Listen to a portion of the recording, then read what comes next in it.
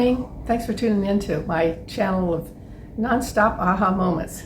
Are you a gatherer of stuff? I know I've got several people that are friends that are kind of like what you would call hoarders that just keep everything and just boxes everywhere. And a lot of times haven't looked at them for 10, 15 years. They don't even know what's in there, but they got them. So I'm suggesting, could you possibly ever just get rid of that stuff? Just part with it, give it away, give it to someone who can use it. My husband had books. Every time he'd get into a new project, he would, like for wood turning or wood carving or drawing, pencil drawing, he would buy up every book known to mankind and have it. So he had this huge bunch of bookshelves full of his books for all these hobbies that he was in. Well, then he ended up with Parkinson's and dementia, and he was not ever going to do that again. And so I started suggesting to him maybe he wanted to pass that stuff on to somebody who could use it. Because I said you don't have to, but if you'd like to pass it on to say a wood carving club or something like that, we could do that. So he agreed to do that. I wasn't saying he had to. I'm just saying that if he wanted to, just let somebody use it who was going to be using it right now. So I invited the president of the wood carving club to come over, and we sat down and chatted a little bit, and just he got to know Ed and gave him all those books. And then we get the wood turning club, same thing. Then we took a whole bunch of books over to a little art school that's over here, and it goes 5 miles from here. This just does art things for kids after school. So we gave it all away and got it to somebody who can use it, because we all have stuff laying around that we're not using. We're not going to use it, and let's just move it on and get it on. So you have your house is filled with this clutter and these things. Well, take it out and pass it on and let some. So the last time I remodeled the house, which was 3 years ago, I went through every room, every closet, every drawer, and got rid of tons of stuff that I've been hanging on to. Oh gee, this belonged to grandma. Well, so what? Take a picture of it and move it on. And I parted with everything. I got my house down to minimum clutter. I keep telling people, don't give me stuff. I don't need stuff.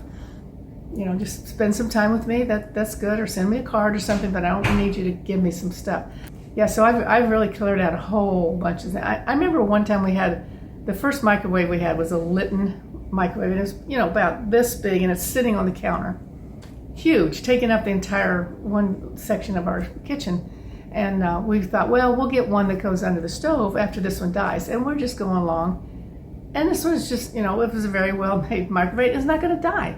Finally, we said, let's just let go of it and get the new one. And so we did that. So look at how much stuff you're hanging on to that you could say, let me just let go. Let me pass it on to someone who can use it. Another one was, I think I might have told this story in a video before. I had a rental property, and the renter gave me some in a check and $3 $100. So it's $300 in cash and one in a check.